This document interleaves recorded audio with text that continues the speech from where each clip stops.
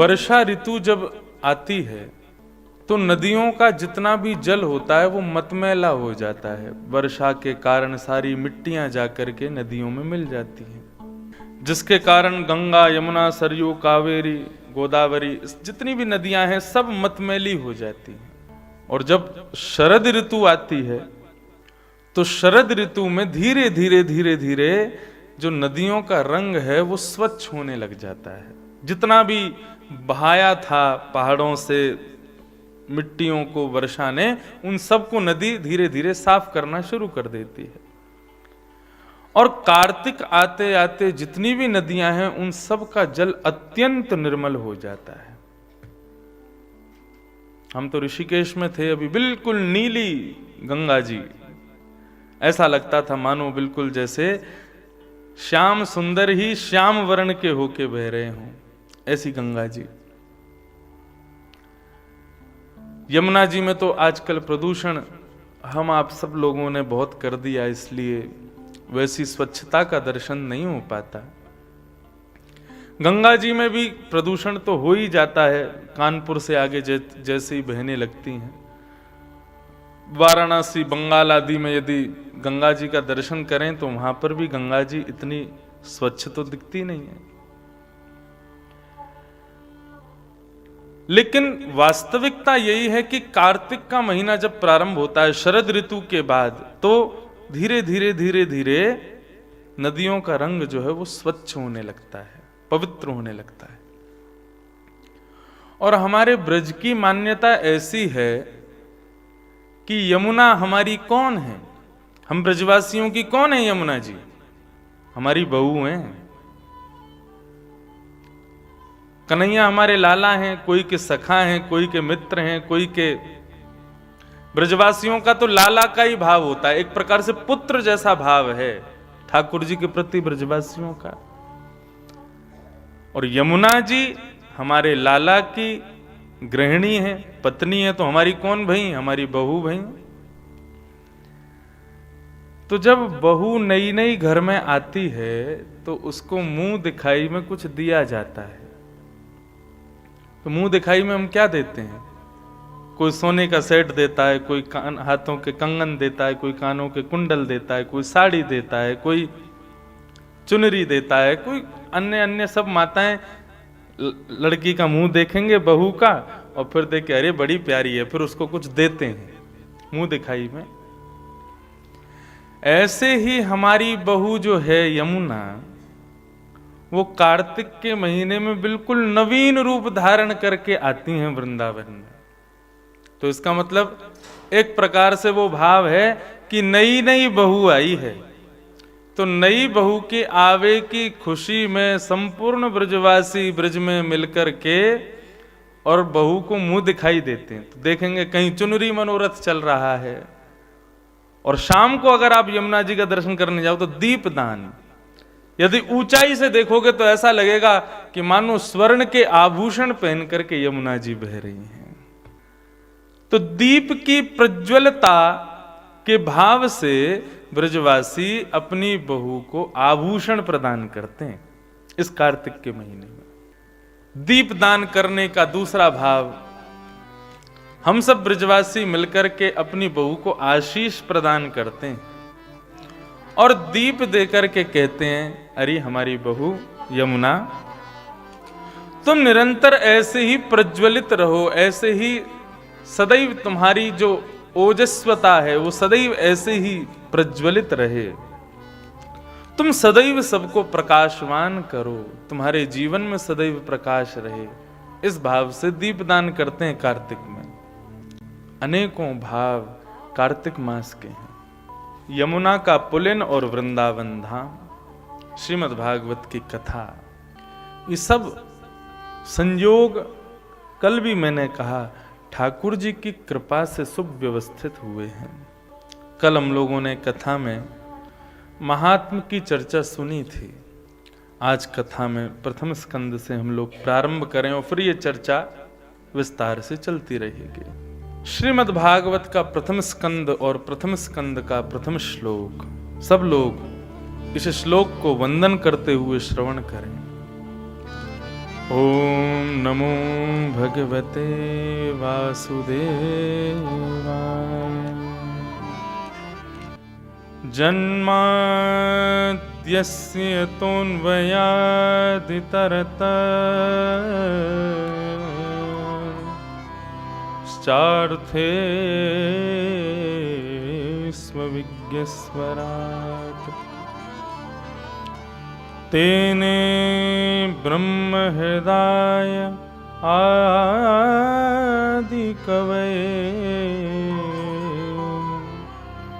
मुह्यन्ति यत्सूरयः तेजो वारी मृदां यथा विनिमयो यत्र तृषगो मृषा धाम्ना स्वेन सदा निरस्तकुहकं सत्यं परम धीमहि। श्रीमद् भागवत का प्रथम श्लोक। श्री वेदव्यास जी महाराज भागवत की रचना कर रहे हैं और भागवत की रचना करते हुए प्रथम श्लोक का जब चयन करने लगे, लिखने लगे, तो मन में विचार करने लगे प्रथम श्लोक में किसकी वंदना करूं, किस देव को यहां प्रधानता प्रदान करूं। बाहर एक बार सबको बोल दें कि थोड़ा शांति रखें और कोई नया आवे उसको भी बोलें कि वो भी शांति से ही आवे। कम से कम 3, 3.5, 4 घंटे तो शांति बनी रहे। वेदव्यास जी महाराज जब श्रीमद् भागवत की रचना करने लगे तो मन में विचार करने लगे किसकी वंदना करूं। आकाश में जब देखा उन्होंने तो 33 करोड़ देवता सब आश लगाए बैठे हैं। हमें भी तो पता चले कि वेदव्यास जी किसको श्रेष्ठ मानते हैं। बड़ी विडंबना हो गई। ये विडंबनाएं अक्सर हमारे जीवन में भी आती हैं। किसको प्रधानता दी जा रही है, किसको श्रेष्ठ बताया गया। घर में रिश्तेदारों में सबसे पहले किसको पूछा गया, ये पूछ के पीछे ही सब कुछ लगा रहता है। किसको पूछा गया। 10 लोगों की टीम यदि कहीं चलती है तो उनमें सबको यही रहता है कि इनमें श्रेष्ठ किसको माना जा रहा है। लोग कथाएं करवाते हैं तो महाराज व्यासपीठ पर चढ़ने की भी होड़ लगती है। आरती में हमको नहीं बुलाया, हमसे पूछा नहीं आरती के लिए। पूछ के लिए ही सब लोग बैठे रहते हैं। ऐसे ही देवता भी विचार कर रहे हैं कि 33 कोटि देवताओं में किसको पूछा जाएगा। पहले देवी की वंदना करूं तो देव रुष्ट हो जाएंगे, गणेश जी की वंदना करूं शंकर जी रुष्ट हो जाएंगे, शंकर जी की वंदना करूं ब्रह्मा जी रुष्ट हो जाएंगे। क्या करूं जिससे सब प्रसन्न रहें और सबकी वंदना भी हो जाए। वेदव्यास जी महाराज अपनी कलम उठाते हैं और जैसे ही प्रथम श्लोक की रचना होती है, जन्माद्यस्य तोऽन्वयादितरतश्चार्थे स्वविज्ञस्वराट्। मैं किसकी वंदना कर रहा हूं। बोले जो जन्म भी लेता है और जन्म लेने का जिसका स्वभाव भी नहीं है। जन्म आदि इन मानवीय लक्षणों से जो इतर है, जो अविज्ञ है, अनविज्ञ नहीं है, जिसको सब कुछ पता है। सुनते जाइएगा किसकी वंदना हो रही है। जो जन्म आदि संसारिक भौतिक लक्षणों से परे है, जो अविज्ञ है, जिसको सब पता है, जिससे कुछ भी छुपा नहीं है। ब्रह्मा आदि देवता भी जिसके सामने नतमस्तक रहते हैं। बड़े बड़े देवताओं को भी जो अपनी लीला से मोहित कर लेते हैं। मुह्यन्ति यत्सूरयः। पृथ्वी जल तेज वायु आकाश जिसके अधीन रहते हैं, जिसकी लीला देखने में अमृष लगती है लेकिन वास्तविक है, जो अपने आत्मज्ञान से सबको प्रज्वलित करता है, ये गुण जिस जिस में भी हैं या ये गुणों से युक्त जो है उस परम सत्य को मैं वंदन करता हूं। किसी का नाम लिखा ही नहीं, मतलब क्वालिटीज बता दी, ये क्वालिटीज जिसमें हैं उस सत्य को मैं प्रणाम करता हूं। अब खोजते रहो किसमें क्वालिटी। कितना अद्भुत श्रीमद् भागवत का प्रथम श्लोक वेद व्यास जी, नमोस्तुते व्यास विशाल बुद्धे। उस व्यास को हम प्रणाम करते हैं जिसकी बुद्धि इतनी विशाल है। ऐसा श्लोक लिखा, प्रथम श्लोक, कि ना तो कोई देवता नाराज हो पाए और ना ही कोई देवता ये दावे से कह सकता है कि ये श्लोक मेरे लिए कहा गया है। जो भी परम सत्य है, जो भी परम सत्ता है, मैं उसको वंदन करता हूं। अब चाहे वो जो भी हो, मैं उसको नमन करता हूं। इस श्लोक के कई अर्थ हैं। एक अर्थ में तो महाराज संपूर्ण कृष्ण कथा विद्यमान है एक ही श्लोक में। जन्माद्यस्य यतोऽन्वयाद् इतरतः, जो जन्म लेते ही अन्वयाद इतरतः अपने माता पिता को छोड़ करके गोकुल चले गए। कौन? भगवान कृष्ण। चार्थे स्वविज्ञ स्वराट, जो अविज्ञ हैं, अनविज्ञ नहीं है। पूतना रूप बदल करके आई, लक्ष्मी की तरह बन करके आई, लेकिन भगवान उसको भी पहचान गए, अविज्ञ हैं। और स्वराट, स्वराट माने अपने ही तेज से तेजों में है। संपूर्ण कृष्ण कथा एक ही श्लोक में। जो जन्म लेते ही अपने माता पिता को छोड़कर के अन्वयाद इतरतः गोकुल चले गए। और चार्थे स्वविज्ञ स्वराट, जो अविज्ञ हैं, अनविज्ञ नहीं है। नन्हे से 7 दिन के थे, पूतना लक्ष्मी बनकर के आई, लेकिन भगवान उसको पहचान गए कि ये लक्ष्मी नहीं है, ये पूतना है। स्वराट, अपने अपने ही प्रकाश से प्रकाशित हैं, उनको किसी से प्रकाश लेने की आवश्यकता नहीं है। सूर्य चंद्र को भी प्रकाश चाहिए देने के लिए, लेकिन भगवान को प्रकाश नहीं चाहिए। गोपियां अंधेरे में छींके पे मटकी लटका देती हैं कि कन्हैया डर के मारे यहां नहीं आवेगो, लेकिन ठाकुर जी वहां जाकर के भी माखन खोज लेते हैं। स्वराट, तेने ब्रह्म हृदय आदि कवये, आदि कवि ब्रह्मा को जिन्होंने अपने स्वरूप से ज्ञान प्रदान किया। श्रीमद् भागवत में कथा आएगी आगे। ब्रह्मा जी ग्वाल बालों का हरण करके चले गए। क्यों? उनको लगा कि ये भगवान नहीं है, ये कोई बहलूपिया है जो भगवान का भेष धारण करके और झूठा खा रहा है और गाय चरा रहा है, ग्वारियों की तरह रह रहा है। ये भगवान नहीं है। भगवान पर जब संदेह किया ब्रह्मा ने, ग्वाल बालों का हरण कर लिया। तो 1 वर्ष तक जितने ग्वाल बालों का हरण किया ब्रह्मा ने, उतने ग्वाल बाल भगवान स्वयं बन गए। ब्रह्मा जी देखने के लिए आए कि देखूं तो सही, बहलूपिया कृष्ण अपने ग्वाल बाल सखाओं के बिना अब बेचैन हो रहा होगा, जाके देखूं तो सही। नीचे आके ब्रह्मा जी ने देखा तो जितने ग्वाल बाल ब्रह्मलोक में थे, उतने ही ग्वाल बाल नीचे घूम रहे थे। ब्रह्मा जी समझ गए मैंने अपराध किया है। लौट करके ब्रह्मलोक गए तो क्या पाया? ब्रह्मा की गद्दी पर दूसरा ब्रह्मा बैठा है। ब्रह्मा जी बोले मैं तो नीचे गया था ग्वाल बालों को देखने, मेरी पदवी पे कोई और ही बैठा है। प्रणाम किया, नजर उठा के देखा तो शंख चक्र गदा पद्मधारी श्रीमन नारायण बैठे। ब्रह्मा, हमारी परीक्षा ले रहे हो तुम? ब्रह्मा जी ने कान पकड़ के सॉरी, माफी मांगी, मुझे क्षमा कर दो। तेने ब्रह्म हृदय आदि कवि, आदि कवि ब्रह्मा को जिन्होंने अपने रूप से ही ज्ञान प्रदान कर दिया।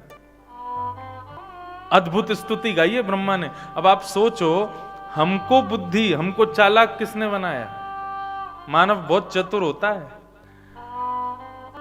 जयपुर में शायद 1 महीना हो गया अकिंचन कथा को, 1 महीने से ज्यादा हो गया। अकिंचन कथा हुई थी जयपुर में, वहां पर नवयोगेश्वर संवाद, नव योगेश्वरों का संवाद उस कथा में कहा था। वहां पर राजा निमि प्रश्न करते हैं और 9 योगेश्वर उनके प्रश्नों का उत्तर देते हैं। तो वहां पर मानवों का कोई प्रश्न हुआ था, मुझे अच्छे से याद नहीं आ रहा। तब योगेश्वरों ने उत्तर देते हुए कहा कि मानव बहुत चतुर होता है, चतुर शिरोमणि मानव को बताया गया भागवत में, अत्यंत चतुराई है इसके अंदर। और ये चतुराई सिखाई किसने? बोले ब्रह्मा ने प्रदान की है। तो सोचो हमको चतुर बनाने वाला कितना चतुर होगा। ब्रह्मा जी स्तुति गाते हैं, वो स्तुति इतनी चतुराई से गाते हैं, ठाकुर जी को पता है क्या बोलते हैं? बोले प्रभु आप मुझसे नाराज क्यों हो गए हो? भगवान बोले तुमने अपराध किया इसलिए नाराज हैं। तो ब्रह्मा जी कहते हैं अच्छा एक बात बताओ, माँ जब गर्भवती होती है उसके पेट में बालक होता है, और गर्भ का बालक कभी कभी अपने हाथ पैर भीतर माँ के पेट में चलाता है, उससे माँ को दर्द होता है। भगवान बोले हाँ माँ को कष्ट तो होता है। तो प्रभु एक बात बताओ, गर्भस्थ बालक की क्रिया पर माँ को जब कष्ट होता है तो क्या माँ अपने बालक से नाराज हो जाती है? भगवान बोले नहीं, गर्भ के बालक से माँ नाराज नहीं होती। तो ब्रह्मा जी कहते हैं पूरी सृष्टि आपके गर्भ में है, ये ब्रह्मांड ये सब कुछ आपके उदर में विद्यमान है। यहां पर जितने भी देवी देवता हैं, जितने भी मानव हैं, सब आपके गर्भ के बालक के समान हैं। आप मानते हो इस बात को? भगवान बोले हाँ मानता हूं। मैं ब्रह्मा भी आपके गर्भ में रहता हूं? बोले हाँ स्वीकार करते हैं हम इस बात को। तो प्रभु मैं गर्भस्थ बालक हूं, यदि मैंने थोड़ी सी गलती कर दी तो आप मुझसे नाराज क्यों हो गए? तब भगवान कहते हैं तुम बहुत चतुर हो, इतनी चतुराई से मेरी स्तुति कर रहे हो, लेकिन मैं फिर भी तुमसे प्रसन्न होने वाला नहीं हूं। तेने ब्रह्म हृदय आदि कवये मुह्यन्ति यत् सूरयः। देवताओं के राजा इंद्र को जिन्होंने गिरिराज पर्वत धारण करके मोहित कर लिया। तेजो वारि मृदाम यथा विनिमयो यत्र सर्गो मृषा। पृथ्वी जल तेज वायु आकाश, पंच तत्वों को शुद्ध किया ठाकुर जी ने ब्रजमंडल में जन्म लेकर के। पृथ्वी को शुद्ध किया, कैसे शुद्ध किया? मृद भक्षण लीला, माटी खा करके। जल को शुद्ध किया कालिया नाग को भगा करके। अग्नि को शुद्ध किया 2 बार दावाग्नि पान करके। वायु को पवित्र किया तृणावर्त को, बवंडर के रूप में आया था उसको मार के। आकाश को पवित्र किया 6 महीने की रात्रि तक गोपियों के साथ रास विहार करके। पृथ्वी जल तेज वायु आकाश पंच तत्वों को पवित्र किया कृष्ण लीला के द्वारा। यत्र सर्गो मृषा, 3 स्थानों पर विशेष लीला की। कहां? ब्रज में, द्वारिका में और हस्तिनापुर में। धामना स्वेन सदा निरस्त कुहकम, अपनी संपूर्ण लीला का सार उद्धव को प्रदान करके ठाकुर जी अपने धाम को प्रस्थान कर गए। ऐसे परम सत्य श्री कृष्ण को हम प्रणाम करते हैं। सत्यम परम धीमहि, हम ध्यान धरते हैं। परम सत्य को वंदन किया। अच्छा एक देखो, एक लॉजिक सुनो। श्रीमद् भागवत का प्रथम शब्द क्या है? जन्म। और श्रीमद् भागवत के 18वें 1000 श्लोक का अंतिम शब्द क्या है? नाम संकीर्तनम यस्य सर्व पाप प्रणाशनो प्रणामो दुख समनः तम नमामि हरिम परम। परम शब्द है अंतिम शब्द। प्रथम शब्द जन्म, अंतिम शब्द परम। तो जन्म परम, जिनकी कथा के सानिध्य में आकर के मानव अपने जन्म को परम बनावे, वो श्रीमद् भागवत की कथा है। जन्म परम। या फिर जिसका जन्म परम गति की प्राप्ति के लिए, परम गति कौन? श्री राधा रमन लाल जी, उनकी प्राप्ति के लिए हुआ है, वो श्रीमद् भागवत की कथा। जन्म परम। व्यक्ति, इस संसार रूपी सागर क्यों कहा जाता है इसको? संसार को सागर का एक स्वभाव होता है, सागर के किनारे खड़े होकर के जिस किनारे पर आप खड़े हो, आप उस किनारे को देख सकते हो, दूसरा किनारा आपको दिखाई नहीं देता। इसलिए संसार को सागर कहा गया। हम जहां खड़े हैं हमको अपना जन्म रूपी किनारा तो पता है, लेकिन मृत्यु रूपी किनारा नहीं पता कहां है, इसलिए इसको संसार को सागर कहा जाता है। लेकिन श्रीमद् भागवत क्या बोले? श्रीमद् भागवत संसार रूपी सागर को पार करने वाली एक नाव है। जो लोग इस नाव में विराजमान हो जाते हैं तो दूसरा किनारा जहां पर परम परमात्मा श्रीमन राधा रमन लाल जी खड़े हुए हैं, ये श्रीमद् भागवत रूपी नाव आपको जन्म रूपी किनारे से ले जाकर के उस परम रूपी किनारे पर पहुंचा देती है। ये श्रीमद् भागवत है। अनेकों भाव हैं, सब आते रहते हैं मन में। ऐसे परम सत्य को हम बारंबार प्रणाम करते हैं। ये भागवत का प्रथम श्लोक। भागवत के द्वितीय श्लोक में 4 बातें बताई गई: विषय, अधिकारी, संबंध और प्रयोजन। धर्म प्रोजित कैतवोत्र परमो निर्मत्सराणां सता वैद्यं वास्तवमत्र वस्तु शिवदम् तापत्रयोन्मूलनम्।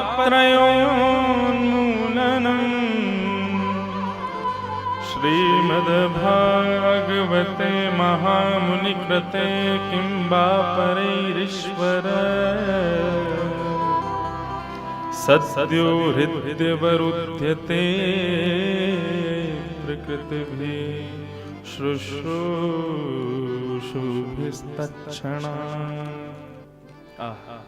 सबसे पहली बात, भागवत का विषय क्या है? सब्जेक्ट। धर्म प्रोजित कैतवोत्र परमो। अच्छा, कई लोग यहाँ तो नहीं, हर जगह कथा कराने वाले लोगों के पीछे ना मनोकामनाएं होती हैं।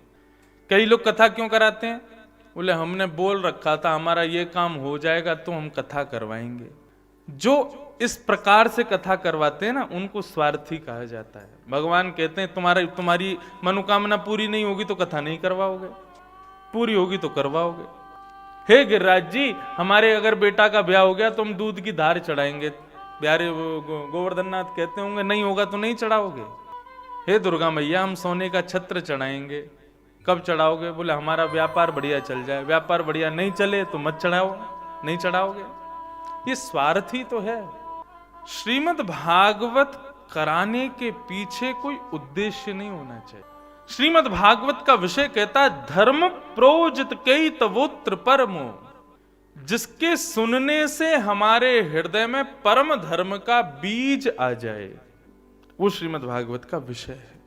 धर्म और परम धर्म में अंतर होता है। धर्म कहते हैं संसारिक कर्मों को धर्म कहा जाता है, जिससे हमारा परिवार चलता है, जिससे हम नाम प्रतिष्ठा यश वैभव प्राप्ति करते हैं, उसको धर्म कहते हैं। इस संसार में रहने के लिए जो क्रियाएं की जाती हैं उनको धर्म कहते हैं, और भगवत प्राप्ति के लिए जो हम कर्म करते हैं उनको परम धर्म कहते हैं। आप मुक्तसर में जो कुछ भी काम करते हो, लुधियाना में जो कुछ भी करते हो, पंजाब में जहां जहां से भी आप आए हैं, वहां वहां जो जो क्रियाएं आप करते हैं वो धर्म का स्वरूप है। लेकिन वृंदावन में जो आप करने के लिए अभी उपस्थित हुए हो, ये धर्म नहीं है, ये परम धर्म है। बार बार परम धर्म करने की इच्छा प्रकट हो, भगवत संबंधी कार्यों को परम धर्म कहा जाता है। बार बार परम धर्म करने की इच्छा हो तो समझो कि हाँ, हमने श्रीमद् भागवत सुनी है, श्रवण लाभ हमें प्राप्त हुआ है। धर्म प्रोजित कैतवोत्र परमो, और विषय तो है परम धर्म की प्राप्ति। अधिकारी कौन है इस परम धर्म की कथा को सुनने का अधिकारी कौन है? तो कहते हैं निर्मत्सराणाम सताम। जो निर्मत्सर है, निर्मत्सर शब्द का अर्थ क्या होता है? 2 शब्द हैं, एक है मात्सर्य और एक है निर्मात्सर्य। निर्मत्सर मतलब जो व्यक्ति दूसरे की श्रेष्ठता को देख करके उससे जलता ना हो, बल्कि उससे प्रसन्न होता हो, उसको कहते हैं निर्मत्सर। कोई व्यक्ति यदि बहुत श्रेष्ठता को प्राप्त कर रहा है, कोई व्यक्ति बहुत उज्जवल भविष्य के साथ चल रहा है, कोई बहुत अच्छा काम कर रहा है, उसको देख करके कई लोग जलने लग जाते हैं, उसके प्रति ईर्ष्या भावना प्रकट करने लग जाते हैं। लेकिन दूसरे की सफलता को देख करके जो प्रसन्न होता है, ऐसा व्यक्ति ही कथा सुनने का अधिकारी है। दूसरे के सुख से जो दुखी होता है, ऐसे व्यक्ति को कथा का अधिकार नहीं है। आप कहोगे ऐसा व्यक्ति यदि कथा में आ जाए तो आ जाए, वो सो जाएगा, उसको कथा समझ में नहीं आएगी। कार्तिक का महीना, हल्की हल्की ठंडी, सवेरे से ही महाराज तंदूर के परांठे चल रहे हैं। आज तो डोसा बना था। हमारे वृंदावन को चाट पकौड़ी और ये खाने का चटोरा किसने बनाया? पंजाब के भक्तों ने आके यहाँ के लोगों को चटोरा कर दिया। अब बिहारी जी के दर्शन के बाद में भल्ले नहीं खाए, लस्सी नहीं पी तो बिहारी जी का दर्शन सफल नहीं माना जाता। ऐसी स्थिति में कथा चल रही हो, अंडरग्राउंड बैठे हो, फोन का भी कोई डिस्टरबेंस होने वाला नहीं है, बढ़िया सुंदर संगीत चल रहा है, व्यास जी भी धीमी धीमी कथा कह रहे हैं, बीच बीच में श्लोक गा के लोरी जैसी सुना रहे हैं, तो नींद तो आएगी। पूज्य पिताजी महाराज अपनी कथाओं में बताया करते हैं कि जब कुंभकर्ण मरा ना, तो उसकी पत्नी थी निद्रा देवी। निद्रा देवी ने राम जी से जाकर के कहा कि आपने मेरे पति को मारा है, मैं आपसे बदला लेके मानूंगी। राम जी बोले क्या करोगे? बोले आपके वैकुंठ में ताला लगवाऊंगी, वहां कोई नहीं जा पाएगा।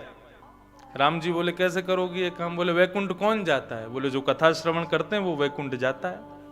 निद्रा देवी बोली तो मैं यही करूंगी, कथा में सबसे ज्यादा मेरा ही निवास होगा, जो भी आकर के कथा में बैठेगा उसके माथे में घुस जाऊंगी, कथा सुनने ही नहीं दूंगी। जब कथा सुन ही नहीं पाएगा तो फिर वैकुंठ कोई जाएगा नहीं, तो ताला तो लग जाएगा ना खाली स्थान में। राम जी बोले तो ठीक है, तुम अपना काम कर लेना, हम भी ऐसे ऐसे व्यास बनवाएंगे महाराज, जैसे ही दिखेगा श्रोताओं को नींद आ रही है तो जोर से एक भजन गा दिया करेंगे, सोई उठ जाएंगे सब। लेकिन एक बात कहूं, मैं अपनी कथाओं में कहा करता हूं, घर में सोने की अपेक्षा, कमरों में सोने की अपेक्षा कथा में आके सो जाओ। हम हो गए, हमारे दीपक जी हो गए, हमारे भैया हो गए, प्रेम जी हो गए, हम लोग किस लिए बैठे हैं? आपको लोरी सुनाएंगे प्रेम से, सो जाओ। श्रीमद् भागवत के 18,000 श्लोक क्या ये लोरी तो हैं? इनको सुन करके नींद भी आ जाएगी ना, तो स्वप्न में भी राधा रमण जी दिखेंगे। संसारिक वस्तु, ये सब सोने वालों ने ताली बजाई है। एकाग्र चित्त से बैठिए, और अगल बगल वाला यदि दिख रहा हो ना कि झोंका आ गया, इसको चुपचाप कोहनी मार देना, बोले उठ जा, उठ जाग मुसाफिर भोर भई। महाराज श्रीमद् भागवत रूपी सूर्य उदय हुआ है, गर्ग परिवार के संकल्प से उदित हुई है श्रीमद् भागवत जी, ये सूर्य के समान है। सूर्य उदय के बाद सोना राक्षसत्व का लक्षण माना जाता है। 3 बजे ये सूर्य उदय हो जाता है और 7 बजे तक उदयमान रहेगा, इसलिए इतनी देर तो ध्यानस्थ बैठो आनंद से। मात्सर्य दोष से जो युक्त है, ऐसे व्यक्ति को ना तो कथा कहने का अधिकार है ना सुनने का अधिकार है। मात्सर्य दोष मतलब जो दूसरे के सुख से दुखी रहता है, ऐसा व्यक्ति कथा सुना भी नहीं सकता और कोई सुन भी नहीं सकता। ऐसा व्यक्ति यदि व्यासपीठ पर बैठेगा तो उसकी कथा का कोई प्रभाव नहीं होगा, और ऐसा व्यक्ति श्रोताओं में बैठेगा तो उसको कथा समझ में नहीं आएगी। इसलिए भागवत का अधिकारी कौन है? निर्मत्सराणाम सताम, जिसके अंदर निर्मत्सरता है वही कथा का अधिकारी है। तीसरी बात, संबंध। श्रीमद् भागवत हमारा किससे संबंध कराती है? वैद्यं वास्तवमत्र वस्तु शिवदम्। भागवत ना तो धर्म देती है, बहुत ध्यान से सुनना है, भागवत ना ही अर्थ देती है, ना कामनाओं की पूर्ति करती है, ना मोक्ष देती है। मैं स्पष्ट कह रहा हूं, चतुर्विध पुरुषार्थ की प्राप्ति के लिए श्रीमद् भागवत की कथा नहीं है। धर्म अर्थ काम मोक्ष कुछ भी नहीं मिलेगा यहां पे। आपको धर्म चाहिए तो अन्य ग्रंथों के पास जाओ, कामनाओं की पूर्ति करनी है तो बहुत सारे नियम बताएं हमारे शास्त्रों में, ये करोगे तो ये कामना पूरी होगी, ये करोगे तो ये पूरा होगा, शंकर जी पर इतने बार जल चढ़ाओगे तो ये हो जाएगा, हनुमान जी पर चोला चढ़ाओगे ये कामना पूरी होगी। लेकिन भागवत सुनने से कोई कामना पूरी होगी? कुछ कामना पूरी नहीं होती है। श्रीमद् भागवत सुनने से केवल और केवल एक ही वस्तु प्राप्त होती है, और वो है प्रेम।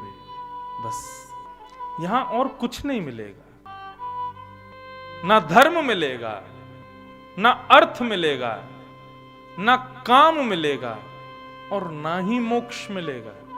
श्रीमद् भागवत का द्वितीय स्कंद प्रारंभ होगा ना, तो वहां पर मोक्ष की ऐसी महाराज व्याख्या किया है, ऐसा श्री शुकाचार्य जी ने। वे कहते हैं मोक्ष का मतलब क्या है? मोक्ष का मतलब मृत्यु के बाद भगवान की प्राप्ति। और प्रेम भक्ति का मतलब क्या है? बोले जीते जी भगवान की प्राप्ति। श्रीमद् भागवत मृत्यु के बाद भगवान मिले ऐसी कामना नहीं करती। श्रीमद् भागवत जीते जी राधा रमण जी को गोदी में बैठा देगी। ये भागवत का लक्ष्य है। संबंध किससे कराती है? बोले ठाकुर जी से हमारा संबंध कराती। वैद्यम वास्तव मत्र वस्तु शिवदम तापत्रयोन्मूलनम।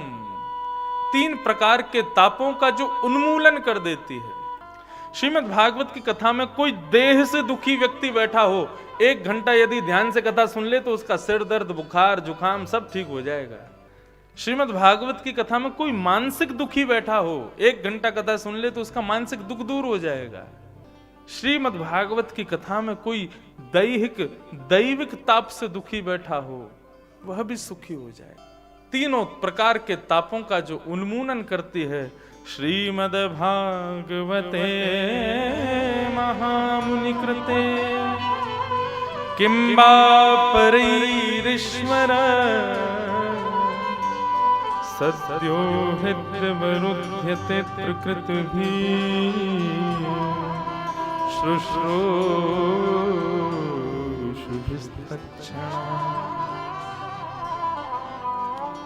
श्रीमद् भागवत ऐसा ग्रंथ है, मैंने कल भी बताया, जिसकी श्रवण की इच्छा मात्र से हरिश्चित्तम समाचरेत, हरि चित्त में आकर के बैठ जाता। ऐसी श्रीमद् भागवत की मंगलमयी कथा जो कृष्ण से संबंध कराती है, कृष्ण संबंधी।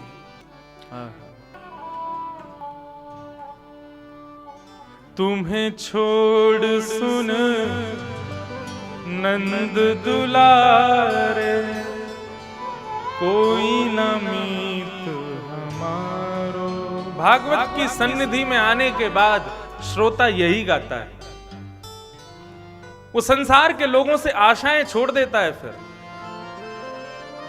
माता पिता बंधु भाई बहन सबसे आशाएं छोड़ देता है, फिर ठाकुर जी से ही आशा करता है और फिर यही कहता है, तुम्हें छोड़ सुन नंद दुलारे, कोई ना मीत हमारो।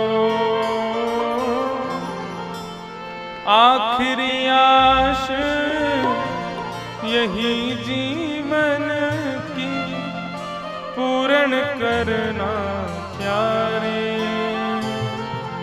एक बार हृदय से लगा लो, ओ मेरे प्रियतम। आइए, ओ तुम्हें छोड़ सुन नंद दुलारे, कोई न मीत हमारो। तुम्हें छोड़ सुन कोई न मीत हमारो।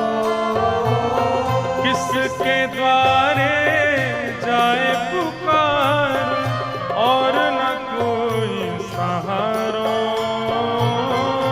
किसके द्वारे जाए पुकार, और न कोई सहारो। अब तो आके बाँ पकड़ लो, ओ मेरे प्रियतम। अब तो आके बाँ पकड़ लो। करताल बजा के भाव से जय हो। ओ तुम हमारे थे प्रभु जी, तुम हमारे हो, तुम हमारे ही रहोगे, ओ मेरे प्रियतम।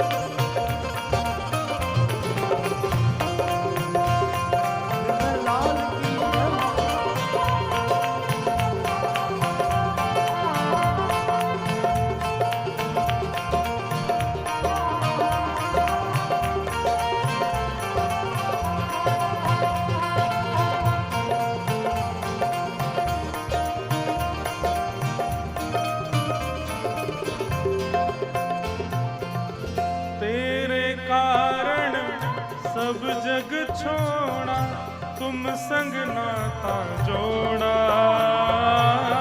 तेरे कारण सब जग छोड़ा, तुम संग नाता जोड़ा। तेरे कारण सब जग छोड़ा, तुम संग नाता जोड़ा। तेरे कारण सब जग छोड़ा, तुम संग नाता जोड़ा। किस उम्मीद में छोड़ा? अब आप लोग भले ही वृंदावन पधारे हैं, कथा सुनने के लिए आए हैं, 7-8 दिन के लिए आए हैं, घर बार सब छोड़ के ही तो आए हैं। किसके लिए छोड़ के आए? कथा के लिए छोड़ के आए, ठाकुर जी के लिए छोड़ के आए।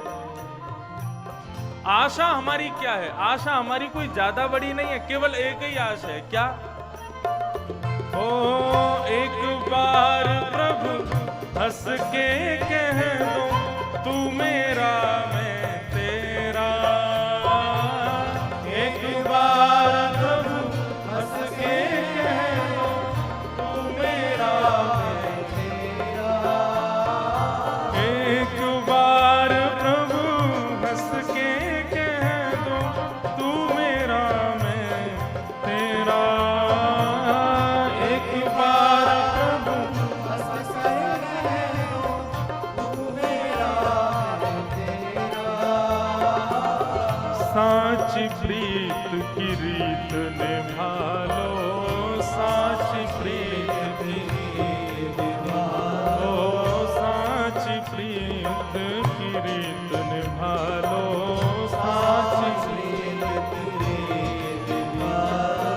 ओ मेरे प्रियतम, साची प्रीत की रीत निभा लो। ओ मेरे गाओ भाव से। तुम हमारे थे प्रभु जी, तुम हमारे हो, तुम हमारे ही रहोगे। ओ मेरे प्रियतम, तुम हमारे थे प्रभु जी, तुम हमारे हो, तुम हमारे रहोगे।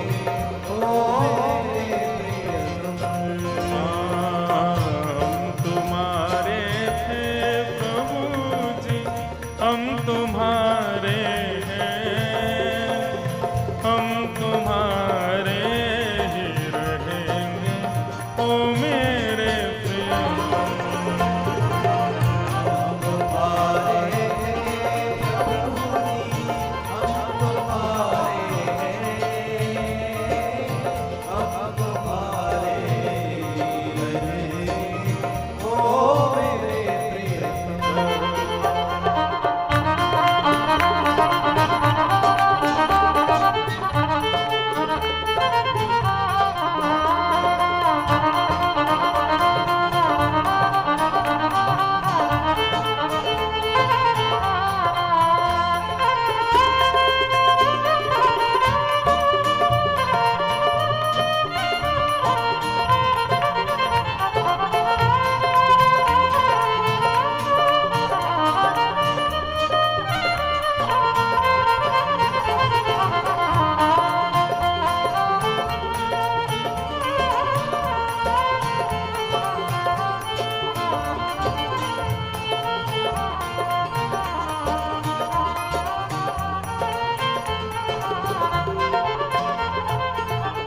दास की बिनती सुन लीजो, ओ ब्रजराज दुलारे।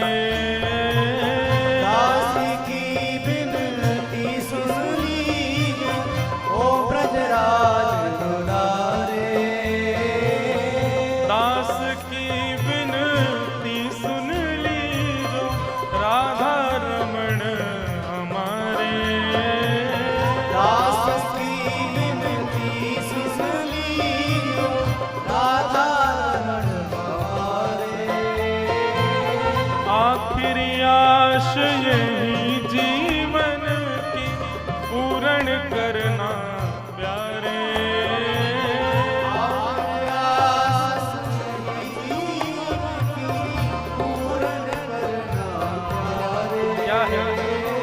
आखिरी आश केवल यही है प्रभु, और कोई आश नहीं है। क्या? इतना तो करना स्वामी जब प्राण तन से निकले। यमुना का वंशी वट हो, वृंदावन पुलिन हो, मेरा सांवरा निकट हो जब प्राण तन से निकले। पीतांबरी कसी हो, मुखड़े पे कुछ हंसी हो, छवि मन में ये बसी हो जब प्राण तन से निकले। हे प्रभु, जीवन भर भले ही हम पाप करें, पुण्य करें, गलत करें, सही करें, कुछ भी करें, लेकिन हमारा अंत अच्छा कर देना बस। जब प्राण निकल रहे हो ना, तब आप सामने आकर के खड़े आ जाना बस। आप सामने खड़े होंगे, आपको देखते हुए प्राण त्याग देंगे, इसके अलावा हमको कुछ नहीं चाहिए। जीवन भर भले ही दुख देते रहो, लेकिन अंत हमारा सुखद बना देना। आखिरी आश यही जीवन की पूर्ण करना प्यारे। आखिरी आस यही जीवन की पूर्ण करना प्यारे। एक बार हृदय से लगा लो, एक बार हृदय से लगा लो, एक बार हृदय से लगा लो, एक बार हृदय से लगा लो। ओ मेरे प्रियतम, हाँ एक हृदय से लगा लो, ओ मेरे तुम हमारे थे प्रभु जी, तुम हमारे हो, तुम हमारे ही रहोगे, ओ मेरे प्रियतम। तुम हमारे थे करताल बजावेगा।